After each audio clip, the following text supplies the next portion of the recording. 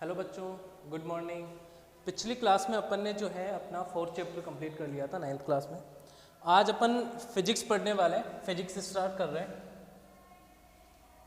ठीक है, भौतिक विज्ञान जिसको बोलते हैं, तो उसका चैप्टर नंबर 9 अपन शुरू करने वाले हैं। नवा चैप्टर स्टार्ट करने वाले हैं, बल और गति। चैप्टर का नाम क्या है? बल और गति। ठीक है, तो इसमें अपन पढ़ने वाले हैं बलों के बारे में और गति, ठीक है, मोशन के बारे में। तो देखो गतियाँ कौन कौन कितने प्रकार की होती हैं वो सारा अपन पढ़ने वाले हैं। ठीक है, समीकरण, गति के समीकरण पढ़ने वाले हैं। उसके बाद बल पढ़ने वाले हैं, बल कितने टाइप के होते हैं वो सारा अपन इसमें पढ़ने वाले हैं। अब देखो, सबसे पहले अपन यहाँ पे फिजिक्स स्टार्ट कर रहे हैं, तो फिजिक्स के बारे में आपको पता होना चाहिए। तो फिजिक्स की अगर मैं बात करूँ तो ये एक साइंस की ब्रांच है, मतलब साइंस की ब्रांच है, अपन ने पढ़ा था। ठीक है, अब ये साइंस की ब्रांच है तो इसमें क्या होता है कि अगर इसकी परिभाषा की बात करें तो परिभाषा कुछ इस तरीके से होगी कि जो प्राकृतिक बल होते हैं या प्राकृतिक शक्तियाँ होती है उनके बारे में वैज्ञानिक अध्ययन करना, उनके बारे में वैज्ञानिक अध्ययन करना, ये क्या होता है? फिजिक्स होता है। इतना समझ लो आप लोग कि प्रकृति में जो जितनी भी शक्तियाँ हैं, ठीक है, उनके बारे में वैज्ञानिक अध्ययन को ही अपन क्या बोलते हैं? फिजिक्स बोलते हैं, भौतिकी या भौतिक विज्ञान बोलते हैं। इतना क्लियर है? ठीक है, अब देखो इसके पिता कौन है भाई? फिजिक्स के पिता की बात कर रहे हैं अपन, father of physics. Father of physics, तो फादर ऑफ फिजिक्स एक तो न्यूटन और एक इसमें नाम आ जाएगा अच्छा न्यूटन को बोलते हैं एक तो, ठीक है, और एक आइंस्टीन। दो नाम इसमें दिए जाते हैं फादर ऑफ फिजिक्स में। फादर ऑफ फिजिक्स यहाँ ध्यान रखना कि दो नाम इसमें दिए जाते हैं, एक तो अल्बर्ट आइंस्टीन और एक इसमें कौन आ जाएगा? Isaac Newton. जिसको न्यूटन का नाम सुना है तो वो न्यूटन जो है वो फादर ऑफ फिजिक्स के रूप में जाने जाते हैं, और अल्बर्ट आइंस्टीन, ये दो नाम आपको याद रखने। चलिए अब चैप्टर को स्टार्ट करते हैं अपन। तो बल और गति में पहला टॉपिक अपन पढ़ने वाले हैं सदिश और अदिश राशियाँ। ठीक है, सदिश और अदिश राशियाँ, ठीक है, या अदिश व सदिश राशियाँ, सदिश राशियाँ, ठीक है।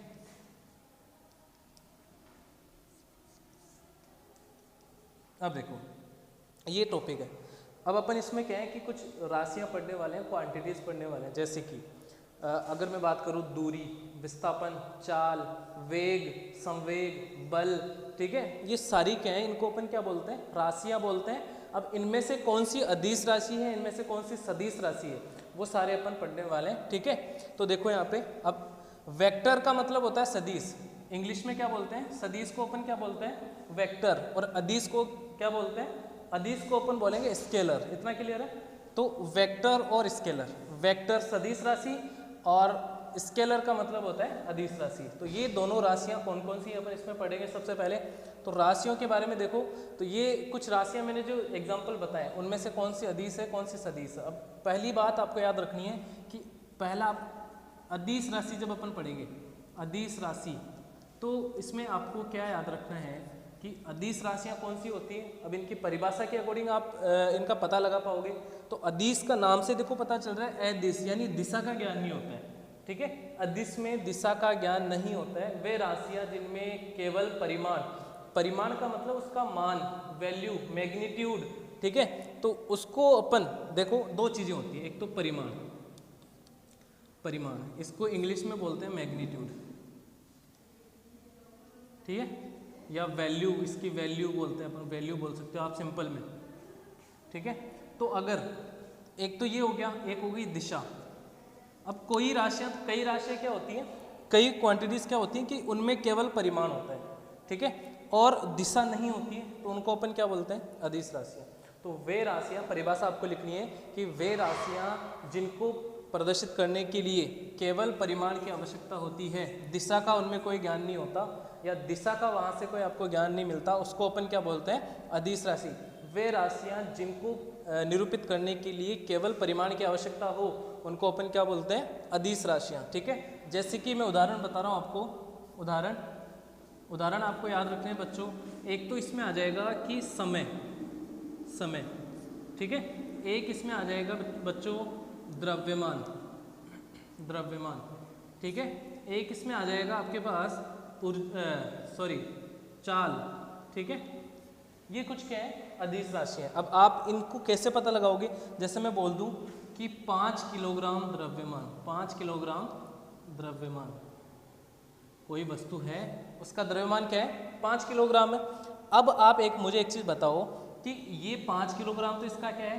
परिमाण है। ये 5 किलोग्राम यानी इसका मान है, मैग्नीट्यूड है, तो इसको अपन क्या बोल देंगे? परिमाण है। ठीक है, तो ये तो क्या हो गया? परिमाण। अब इसको ऐसे थोड़े बोलोगे कि इस दिशा में 5 किलोग्राम, दिशा यहाँ पे कोई काम की नहीं है, यहाँ पे कोई काम नहीं आ रहा दिशा का, तो इसलिए अपन इसको बोल देंगे क्या? अदिश राशि। समय को आप बोलोगे कि इस दिशा में समय ये है, तो समय ध्यान रखना कि ये भी क्या है? एक अदिश राशि। यहाँ पे दिशा का कोई सेंस नहीं है, कोई मतलब नहीं है। चाल भी एक इसी तरीके की अदिश राशि है। ठीक है, तो ये आपको ध्यान रखना है कि अदिश राशि कौन सी होती है?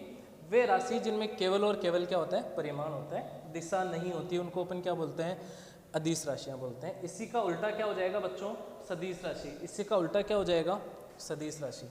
तो दूसरा अपन पढ़ रहे हैं सदिश राशि। अब देखो ये इंपॉर्टेंट है, सदिश राशि। इसकी परिभाषा भी पूछ लेता है एग्जामिनर।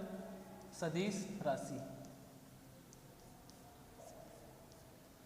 तो सदिश राशि यानी वेक्टर क्वांटिटीज। वेक्टर क्वांटिटीज कौन कौन सी होती हैं? सदिश राशियां कौन कौन सी होती हैं? तो इनमें आपको याद रखना है कि वे राशियां जिनको निरूपित करने के लिए, जिनमें परिमाण और दिशा दोनों होती है, जिनको निरूपित करने के लिए परिमाण और दिशा दोनों की आवश्यकता होती है, उनको अपन क्या बोलते हैं? सदिश राशियां बोलते हैं। यानी इसमें परिमाण भी होगा, ठीक है, परिमाण भी होगा और दिशा भी होगी, ये दोनों चीज़ें होंगी। ठीक है, यानी ये दोनों चीज़ें होनी चाहिए, उनको अपन क्या बोलते हैं? सदिश राशियाँ बोलते हैं। इतना क्लियर है? जैसे कि इसके उदाहरण आपको याद रखने हैं। उदाहरण में आपको याद रख लेना बच्चों इसमें कि एक तो वेग हो गया, जैसे वेग, विस्थापन, ठीक है, विस्थापन हो गया। उसके बाद संवेग हो गया, बल हो गया। ठीक है, ये सारी क्या हैं बच्चों? ये सारे क्या हैं? सदिश राशियाँ। यानी इनमें क्या होती है? फिक्स दिशा होती है, एक फिक्स डायरेक्शन होती है। ठीक है, एक दिशा जो है वो होती है इनमें, इसलिए इनको अपन क्या बोलते हैं? सदिश राशियाँ। यानी परिमाण तो होगा ही, साथ में क्या होगी? उसकी एक निश्चित दिशा भी दी जाएगी, उसको अपन क्या बोलते हैं? इन राशियों को अपन क्या बोलते हैं? सदिश राशियाँ। अब देखो सदिश को निरूपित करने का तरीका क्या होता है, ये आपको याद रखना है, सबसे इंपॉर्टेंट चीज़। सदिश को कैसे निरूपित करते हैं? जैसे मैं एक उदाहरण ले रहा हूँ, एग्जाम्पल देखना। एक उदाहरण लिया मैंने, एक राशि है ए एक राशि है मान लो कोई भी। ठीक है, इतना याद रखना है कि एक अपन ने क्या मान लिया बच्चों? राशि। देखो ये नई चीज़ है आपको, अब ये फिजिक्स है ना, केमिस्ट्री पढ़ रहे थे अपन इतने दिन, तो केमिस्ट्री अपन ने चारों चैप्टर पढ़ लिए, तो वो उससे रिलेटेड चल रहा था, इतना समझ में आ रहा था। लेकिन जैसे अब ये नई चीज़ आएगी ना, थोड़ा आपको क्या लगेगा? तो आपको अटपटा लगेगा। थोड़ा आपको ध्यान रखना है कि यहाँ पे अगर इस लेक्चर को बीच में छोड़ के चले गए तो फिर आपको ये चीज़ क्लियर नहीं हो पाएगी। इसलिए इस वीडियो को पूरा देखना आप लोग। ठीक है, पूरा देखने के बाद में आपको क्या होगा? थोड़ा बहुत समझ में आने लगेगा, फिर इसको कंटिन्यू देखना आप लोग। तो चैप्टर वाइज आपको क्लियर करना है, फिजिक्स इजीली क्लियर हो जाएगी। अब देखो ए अपन ने क्या मानी है? एक राशि है। ठीक है, अब इसको जब भी अपन सदिश के रूप में निरूपित करेंगे, सदिश के रूप में निरूपित कैसे करते हैं, पता कैसे लगाएंगे? कि पेपर में हमेशा क्या दिया जाएगा या बुक में हमेशा इस तरीके से लिखा होगा सदिश राशि के ऊपर एरो। ठीक है, ये एरो जो है ना, ये क्या दिखाता है? सदिश राशि को। ये एरो, ऊपर एरो लगा होता है ना, यही क्या होता है? सदिश राशि का साइन होता है, यानी सदिश का सिंबल होता है। सदिश को अपन इस तरीके से लिखते हैं। ठीक है, इतना क्लियर है? अब एक इसमें इंपॉर्टेंट डेफिनेशन आपको याद रखनी है कि एकांक सदिश क्या होती है? एकांक सदिश, एकांक सदिश। ठीक है, एकांक सदिश देखो क्या होता है। अब एकांक सदिश की बात हो रही है तो यहाँ पे आपको याद रखना है कि पहले तो इसको एक केप, जैसे मान लो ये मैंने एक राशि मानी थी कोई भी ए, तो उसका सदिश क्या था? ए वेक्टर। अब इसको अगर एकांक सदिश लिखेंगे तो एकांक सदिश के ऊपर ए, मान लो ए राशि है और उसका एकांक सदिश क्या हो जाएगा? केप लगा देंगे। उसका क्या लगा देंगे बच्चों? केप लगा देंगे। ठीक है, फिर अगर मैं इसके फॉर्मूले की बात कर रहे हैं अपन, तो ए केप का फॉर्मूला क्या होगा? देखो ये ए वेक्टर यानी सदिश और उसका परिमाण। उसका परिमाण कैसे लिखते हैं? देखो एक के दोनों ओर क्या लिख देना है आपको? मापांक लिख देना है। ठीक है बच्चों, ये क्या हो जाएगा? एकांक सदिश। इतना है आपको याद रखना है। ये फॉर्मूला उतार लेना, इसको रट लेना, याद करना है कैसे भी कि ए केप जो होती है ना, उसको अपन क्या बोलते हैं? एकांक सदिश। और एकांक सदिश का फॉर्मूला क्या होगा? सदिश बटे में उसका परिमाण। सदिश बटे में उसका परिमाण, इसको अपन क्या बोल रहे हैं? सदिश, और बटे में उसका क्या आ जाएगा? परिमाण। ये फॉर्मूला आपको याद रखना है। क्वेश्चन पूछेगा एग्जामिनर कि एकांक सदिश ज्ञात कीजिए उसका सदिश दे देगा आपको और उसका परिमाण आपको निकालना रहेगा। अभी इतना डिटेल में नहीं है आपके पास, अभी इतना डिटेल में नहीं है अपने, आप इसको 11th क्लास में पढ़ोगे। डिटेल में आपके कहाँ आएगा ये 11th क्लास में। अभी केवल फॉर्मूला याद रख लो कि ए के बराबर क्या होता है, ए वेक्टर अपॉन ए वेक्टर या सदिश बटे उसका परिमाण। ये दोनों जो और अपन ने लगाए इसको बोलते हैं अपन मापांक। क्या बोलते हैं बच्चों, मापांक। क्लियर है इतना, ये इसको अपन क्या बोलते हैं, मापांक, ठीक है, मोड। फिर अगर अपन बात करें तो अगला जो टॉपिक है वो आ जाएगा इसमें क्या, सदिश राशियां और अदिश राशियां। क्लियर है आपकी। अब इसमें एक टॉपिक अपन करेंगे गति, ठीक है। गति क्या होता है, देखो गति क्या होती है, मोशन, इंग्लिश में क्या बोलते हैं, मोशन। अब देखो मोशन की परिभाषा की बात करें तो कोई वस्तु जो है, कोई वस्तु है मान लो, किसी वस्तु की स्थिति में समय के साथ परिवर्तन को अपन क्या बोलते हैं, गति। यानी कोई भी वस्तु है, जैसे मान लो एक गाड़ी है, ठीक है, वो एक ए बिंदु से चलना शुरू हो रही है, ए बिंदु से चलना शुरू हो रही है और इसकी स्थिति में समय के साथ निरंतर परिवर्तन जो हो रहा है उसको बी पॉइंट पे आ गई। तो ये परिवर्तन समय के साथ अगर निरंतर परिवर्तन हो रहा है तो इसको अपन क्या बोलते हैं, गति बोलते हैं। ठीक है बच्चों, आपको डेफिनेशन लिख देनी है, इसकी परिभाषा लिखनी है कि समय के साथ किसी वस्तु की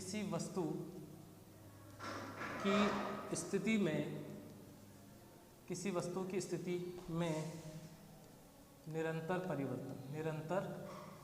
परिवर्तन, ये क्या होता है, गति। ठीक है, तो समय के साथ किसी वस्तु की स्थिति में परिवर्तन, निरंतर परिवर्तन को अपन क्या बोलते हैं, गति कहते हैं। अब गतियां जो है 3-4 प्रकार की होती है। पहली आपको याद रखनी है कि सरल रेखीय गति, ठीक है, एक सीधी रेखा में गति करना। एक जैसे गेंद जो है किसी पाइप में गति कर रही है तो वो क्या होगी, सरल रेखीय गति। एक सीधी रेखा में गति करना क्या होता है, सरल रेखीय गति। एक होती है वृत्ताकार गति, ठीक है। वृत्ताकार गति का मतलब क्या होता है कि किसी एक बिंदु के चारों ओर, वृत्ताकार गति का मतलब समझ रहे हो कि उसके चारों ओर गोलाकार भाग में घूमना, ठीक है, चारों ओर घूमना, तो उसको अपन क्या बोलते हैं, वृत्ताकार गति। तीसरी होती है दोलनी गति क्या होती है, पेंडुलम होता है, घड़ी का पेंडुलम जो होता है वो एक निश्चित बिंदु के चारों ओर इस तरीके से गति करता है, तो ये क्या होती है, दोलनी गति होती है। ठीक है, ये 3 प्रकार की गतियों को आपको याद रखना है कि सरल रेखा में गति क्या होती है, सरल रेखीय गति। एक वृत्ताकार पथ पर गति क्या होती है, वृत्ताकार गति। और दोलनी गति क्या होती है, एक निश्चित बिंदु के इर्द गिर्द घूमना क्या होता है, दोलनी गति। ठीक है बच्चों, नेक्स्ट टॉपिक जो है अपन अगली क्लास में करेंगे।